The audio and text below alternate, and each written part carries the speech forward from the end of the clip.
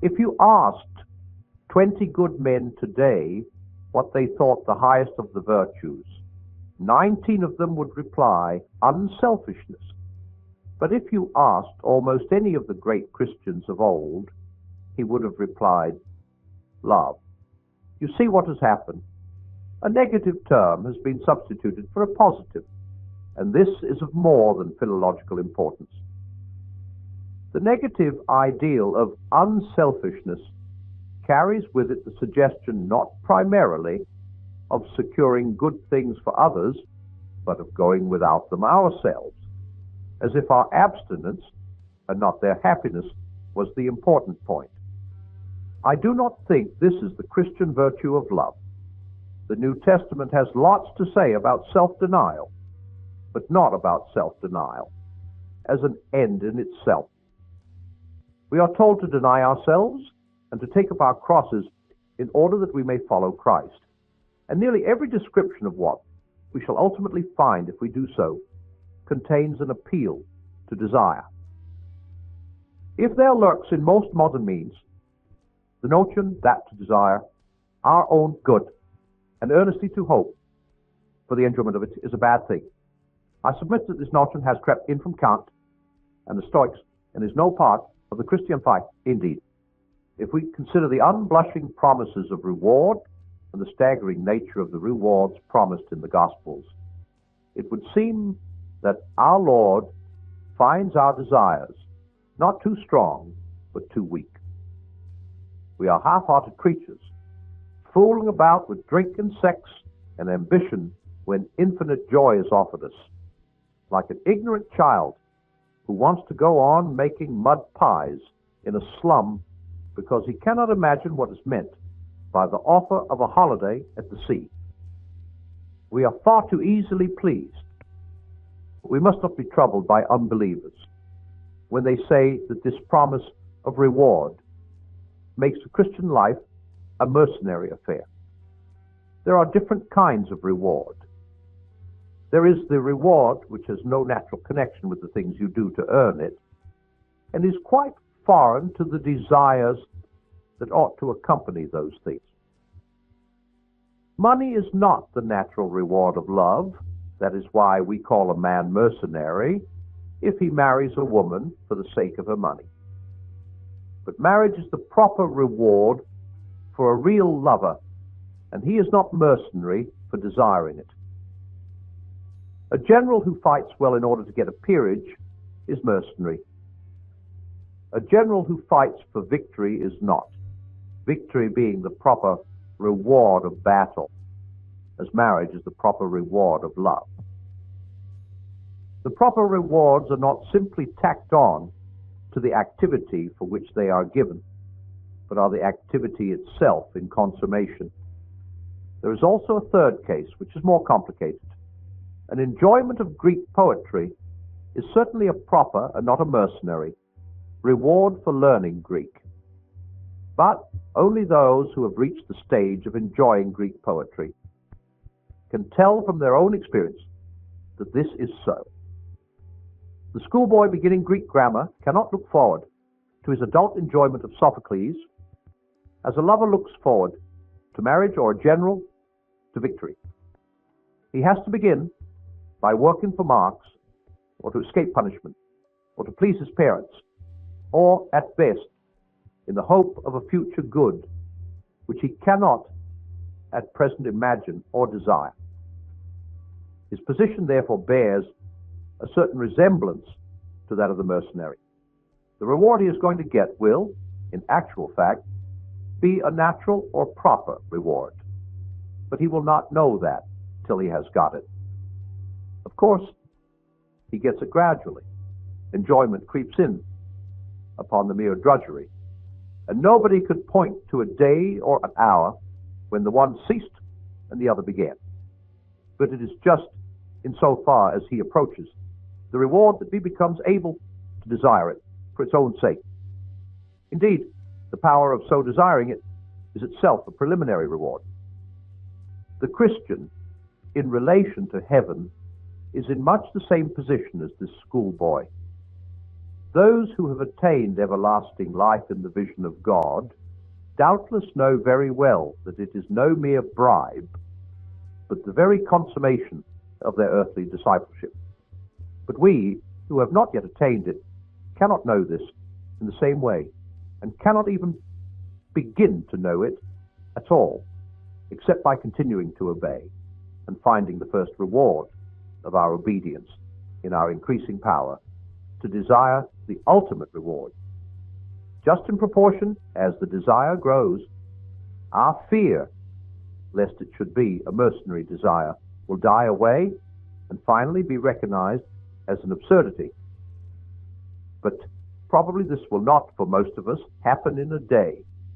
Poetry replaces grammar, gospel replaces law, longing transforms obedience, as gradually as the tide lifts a grounded ship.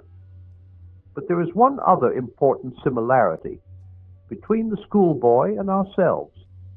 If he is an imaginative boy, he will quite probably be reveling in the English poets and romancers suitable to his age sometime before he begins to suspect that Greek grammar is going to lead him to more and more enjoyments of this same sort.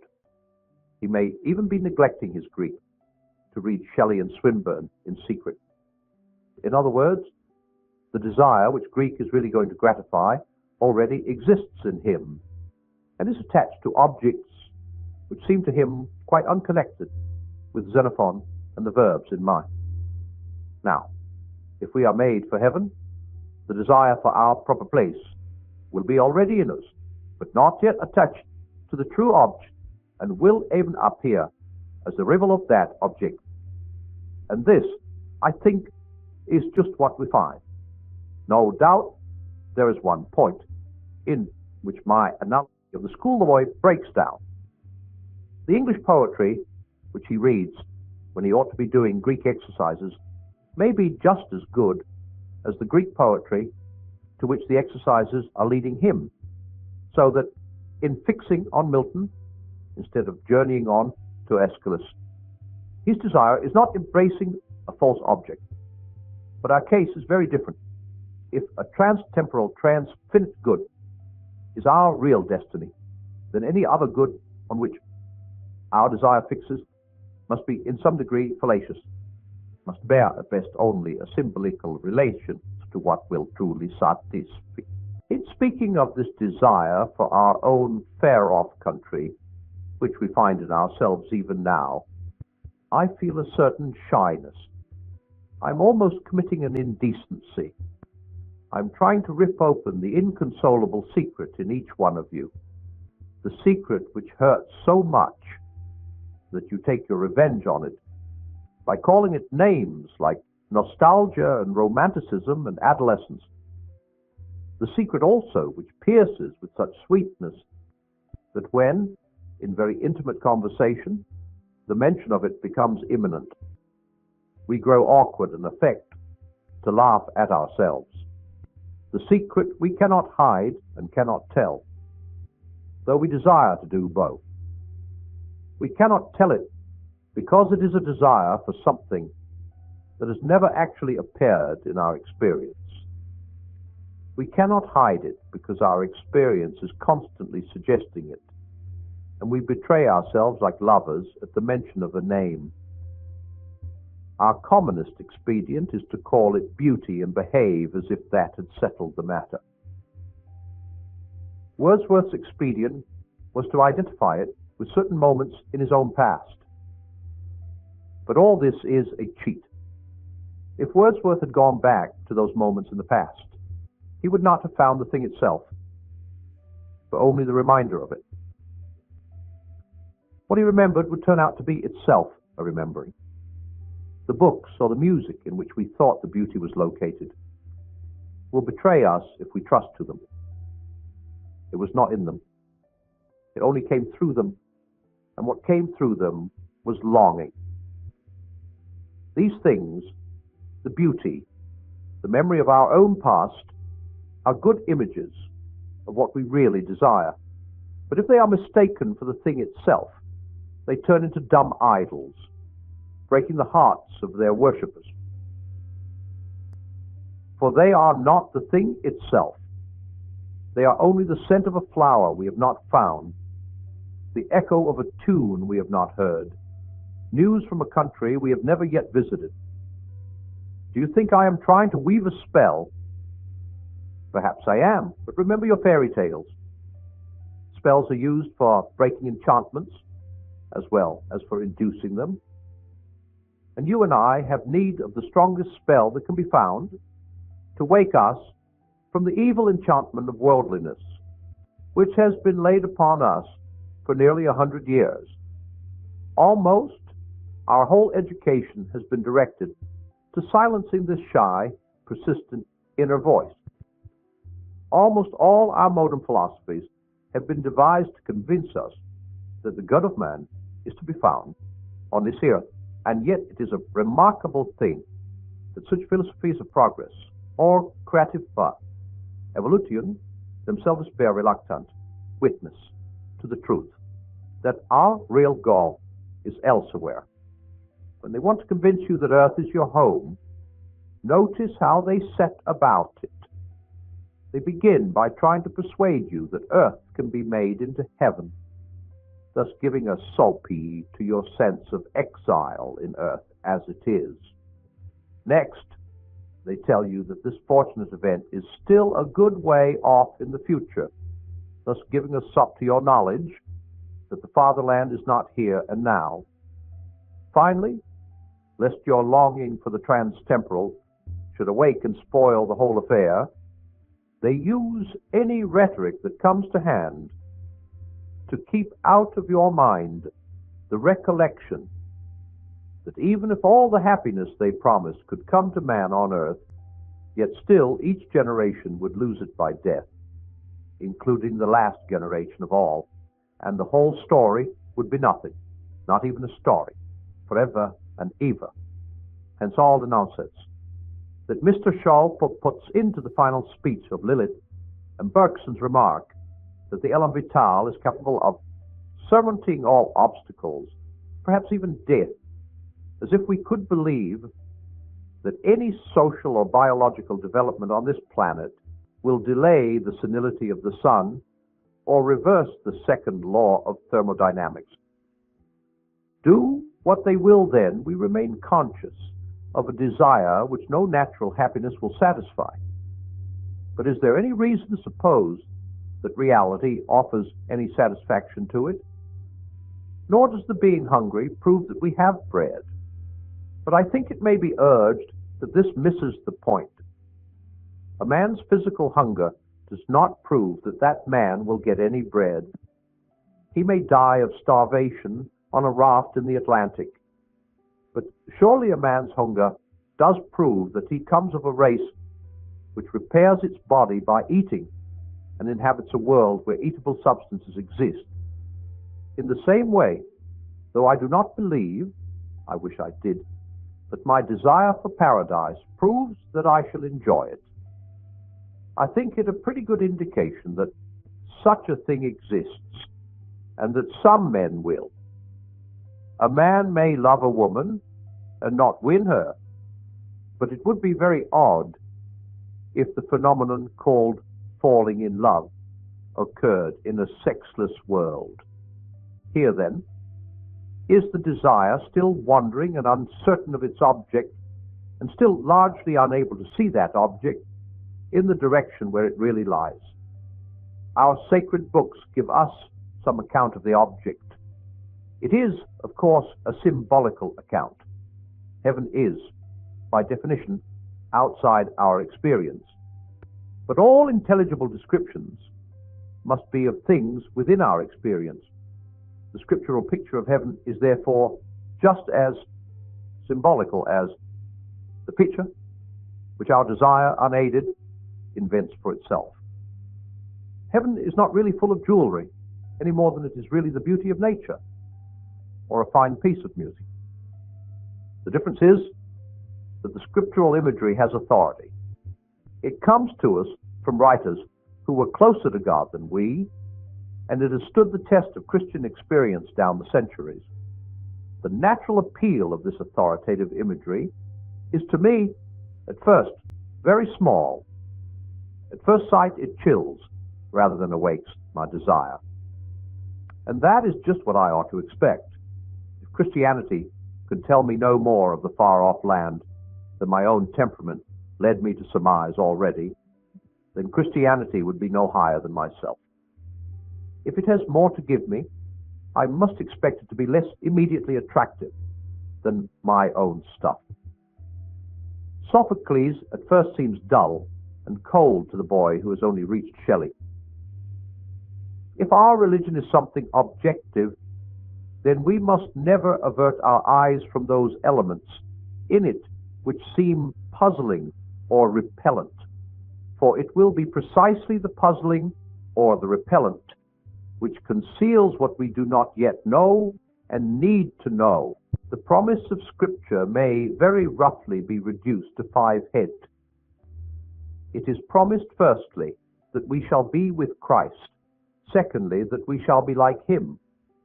Thirdly, with an enormous wealth of imagery, that we shall have glory. Fourthly, that we shall in some sense be fed or feasted or entertained. And finally, that we shall have some sort of official position in the universe, ruling cities, judging angels, being pillars of God's temple. The first question I ask about these promises is, why any of them except the first? Can anything be added to the conception of being with Christ? For it must be true, as an old writer says, that he who has God and everything else has no more than he who has God only. I think the answer turns again on the nature of symbols. For though it may escape our notice at first glance, yet it is true that any conception of being with Christ, which most of us can now form, will be not very much less symbolical than the other promises, for it will smuggle in ideas of proximity in space and loving conversation, as we now understand conversation, and it will probably concentrate on the humanity of Christ to the exclusion of his deity. And in fact, we find that those Christians who attend solely to this first promise always do fill it up with very earthly imagery indeed. In fact, with hymeneal or erotic imagery. I'm not for a moment condemning such imagery. I heartily wish I could enter into it more deeply than I do, and pray that I yet shall. But my point is that this also is only a symbol, like the reality in some respects, but unlike it in others, and therefore needs correction from the different symbols in the other promises. The variation of the promises does not mean that anything other than God will be our ultimate bliss, but because God is more than a person, and lest we should imagine the joy of his presence too exclusively in terms of our present poor experience of personal love, with all its narrowness and strain and monotony, a dozen changing images, correcting and relieving each other, are supplied. I turn next to the idea of glory. There is no getting away from the fact that this idea is very prominent in the New Testament and in early Christian writings. Salvation is constantly associated with palms, crowns, white robes, thrones, and splendor like the sun and stars. All this makes no immediate appeal to me at all, and in that respect I fancy I am a typical modern. Glory suggests two ideas to me, of which one seems wicked and the other ridiculous. Either glory means, to me, fame, or it means luminosity. As for the first, since to be famous means to be better known than other people, the desire for fame appears to me as a competitive passion, and therefore of hell rather than heaven. As for the second, who wishes to become a kind of living electric light bulb? When I began to look into this matter, I was shocked to find such different Christians as Milton, Johnson, and Thomas Aquinas taking heavenly glory, quite frankly, in the sense of fame or good report, but not fame conferred by our fellow creatures, fame with God, approval, or, I might say, appreciation by God. And then, when I had thought it over, I saw that this view was scriptural. Nothing can eliminate from the parable the divine accolade, "Well done, thou good and faithful servant." With that, a good deal of what I had been thinking all my life fell down like a house of cards. I suddenly remembered that no one can enter heaven except as a child, and nothing is so obvious in a child, not in a conceited child, but in a good child, as its great and undisguised pleasure in being praised, not only in a child either, but even in a dog or a horse. Apparently, what I had mistaken for humility had, all these years, prevented me from understanding what is, in fact, the humblest, the most childlike, the most creaturely of pleasure, nay, the specific pleasure of the inferior, the pleasure of beast before men, a child before its father, a pupil before his teacher, a creature before its creator. I am not forgetting how horribly this most innocent desire is parodied in our human ambitions, or how very quickly, in my own experience, the lawful pleasure of praise from those whom it was my duty to please turns into the deadly poison of self-admiration. But I thought I could detect a moment, a very, very short moment, before this happened, during which the satisfaction of having pleased those whom I rightly loved and rightly feared was pure.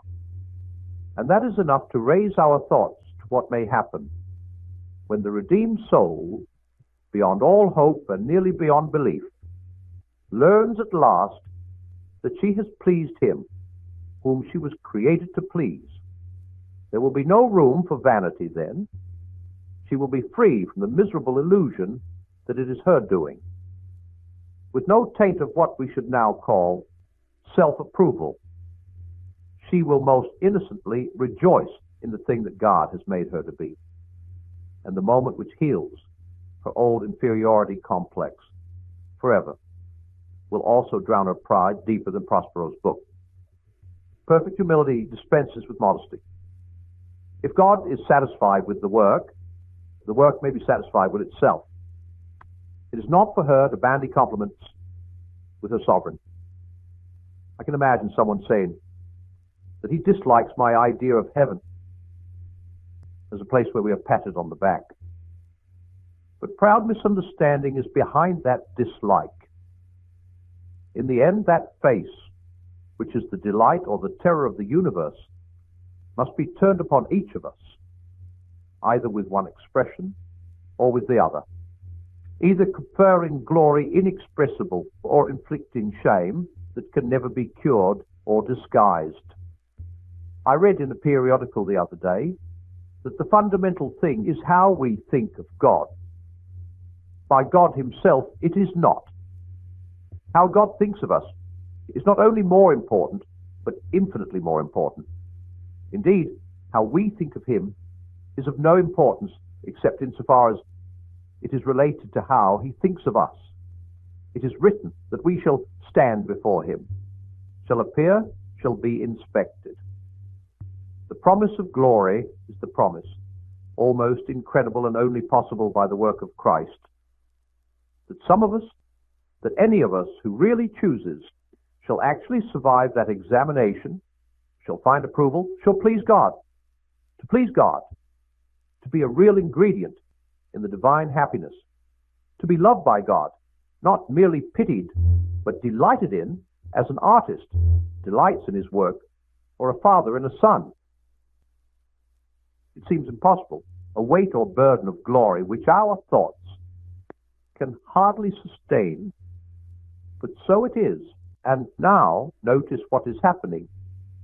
If I had rejected the authoritative and scriptural image of glory and stuck obstinately to the vague desire which was at the outset my only pointer to heaven, I could have seen no connection at all between that desire and the Christian promise.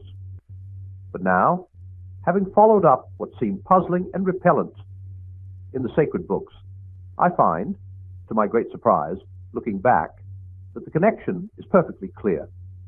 Glory, as Christianity teaches me to hope for it, turns out to satisfy my original desire, and indeed to reveal an element in that desire which I had not noticed. By ceasing for a moment to consider my own wants, I have begun to learn better what I really want.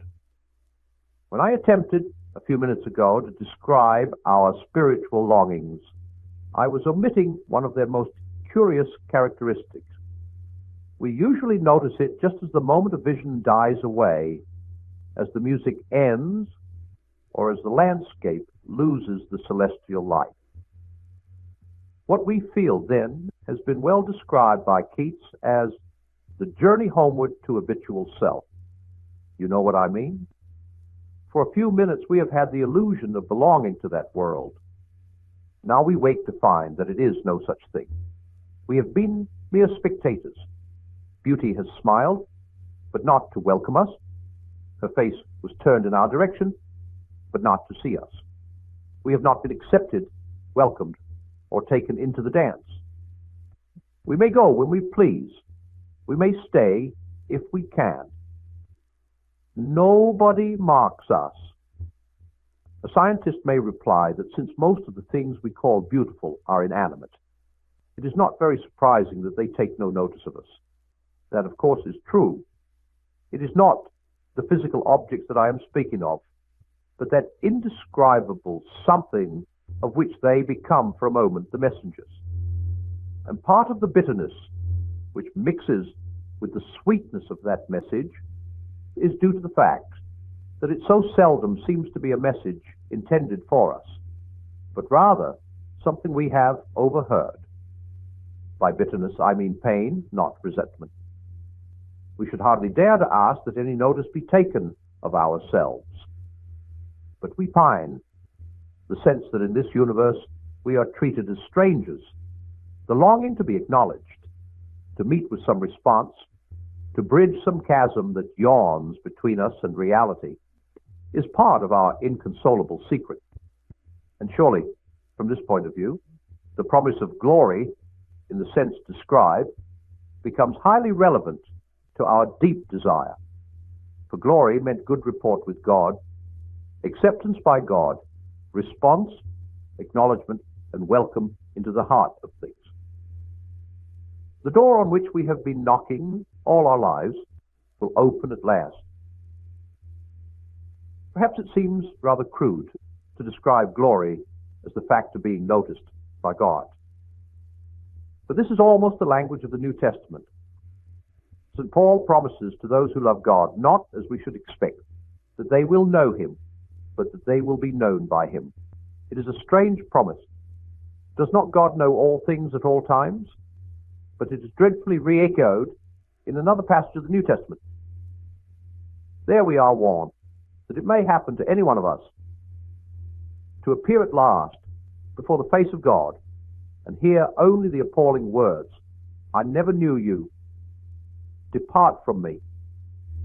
In some sense, as dark to the intellect as it is unendurable to the feelings, we can be both banished from the presence of him who is present everywhere and erased from the knowledge of him who knows all.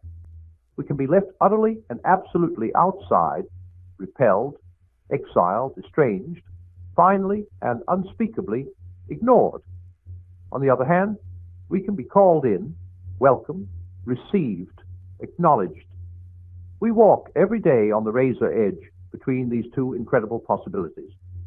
Apparently, then, our lifelong nostalgia, our longing to be reunited with something in the universe from which we now feel cut off, to be on the inside of some door, which we have always seen from the outside, is no mere neurotic fancy, but the truest index of our real situation. And to be at last summoned inside would be both glory and honor, beyond all our merits, and also the healing of that old ache. And this brings me to the other sense of glory. Glory is brightness, splendor, luminosity. We are to shine as the sun. We are to be given the morning star. I think I begin to see what it means. In one way, of course, God has given us the morning star already. You can go and enjoy the gift on many fine mornings if you get up early enough. What more, you may ask, do we want? But we want so much more, something the books on aesthetics take little notice of. But the poets and the mythologies know all about it. We do not want merely to see beauty, though. God knows even that is bounty enough. We want something else which can hardly be put into words, to be united with the beauty we see, to pass into it, to receive it into ourselves, to bathe in it, to become part of it. That is why we have peopled air and earth and water with gods and goddesses and nymphs and elves, that, though we cannot, yet these projections can enjoy in themselves that beauty, grace, and power of which nature is the image. That is why the poets tell us such lovely falsehoods. They talk as if the west wind could really sweep into a human soul, but it can't. They tell us that beauty born of murmuring sound will pass into a human face, but it won't, or not yet. For if we take the imagery of Scripture seriously, if we believe that God will one day give us the morning star and cause us to put on the splendor of the sun, then we may surmise that both the ancient myths and the modern poetry, so false as history, may be very near the truth as prophecy. At present, we are on the outside of the world, the wrong side of the door. We discern the freshness and purity of morning, but they do not make us fresh and pure. We cannot mingle with the splendors we see.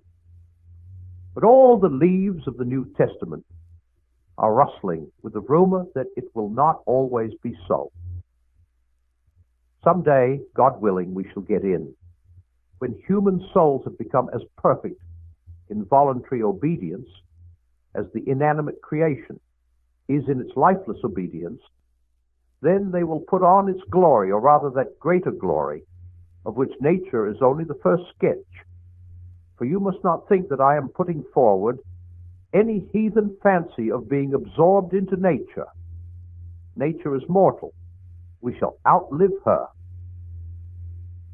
When all the suns and nebulae have passed away, each one of you will still be alive.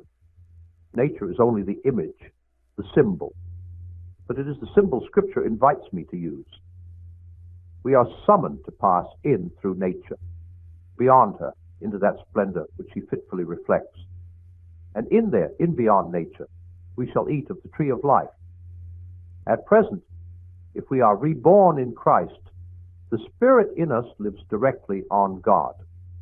But the mind, and still more the body, receives life from Him at 1,000 removes, through our ancestors, through our food, through the elements.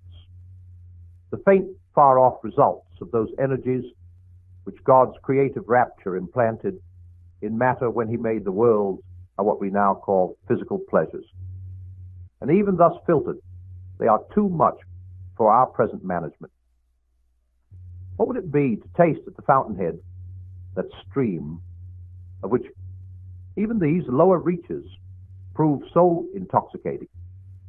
Yet that, I believe, is what lies before us. The whole man is to drink joy from the fountain of joy. As St. Augustine said, the rapture of the saved soul will flow over into the glorified body. In the light of our present specialized and depraved appetites, we cannot imagine this torrens voluptatis. And I warn everyone seriously not to try. But it must be mentioned to drive out thoughts even more misleading, thoughts that what is saved is a mere ghost, or that the risen body lives in numb insensibility. The body was made for the Lord, and these dismal fancies are wide of the mark. Meanwhile, the cross comes before the crown, and tomorrow is a Monday morning. A cleft has opened in the pitiless walls of the world, and we are invited to follow our great captain inside. The following him is, of course, the essential point. That being so, it may be asked what practical use there is in the speculations which I have been indulging. I can think of at least one such use. It may be possible for each to think too much of his own potential glory hereafter. It is hardly possible for him to think too often or too deeply about that of his neighbor. The load or weight or burden of my neighbor's glory should be laid daily on my back, a load so heavy that only humility can carry it, and the backs of the proud will be broken. It is a serious thing to live in a society of possible gods and goddesses, to remember that the dullest and most uninteresting person you talk to may one day be a creature which, if you saw it now, you would be strongly tempted to worship, or else a horror and a corruption such as you now meet, if at all, only in a nightmare. All day long we are, in some degree, helping each other to one or other of these destinations. It is in the light of these overwhelming possibilities, it is with the awe and the circumspection proper to them, that we should conduct all our dealings with one another, all friendship, all loves, all play, all politics. There are no ordinary people. You have never talked to a mere mortal. Nations, cultures, arts, civilization, these are mortal, and their life is to ours as the life of a gnat. But it is immortals whom we joke with, work with, marry, snub, and exploit, immortal horrors or everlasting splendors. This does not mean that we are to be perpetually solemn. We must play, but our merriment must be of that kind, and it is, in fact, the merriest kind which exists between people who have, from the outset, taken each other seriously. No flippancy, no superiority, no presumption. And our charity must be a real and costly love, with deep feeling for the sins in spite of which we love the sinner, no mere tolerance or indulgence, which parodies love as flippancy, parodies merriment. Next to the Blessed Sacrament itself, your neighbor is the holiest object presented to your senses. If he is your Christian neighbor, he is holy in almost the same way. For in him also Christ verelatitat, the glorifier and the glorified, glory himself, is truly hidden.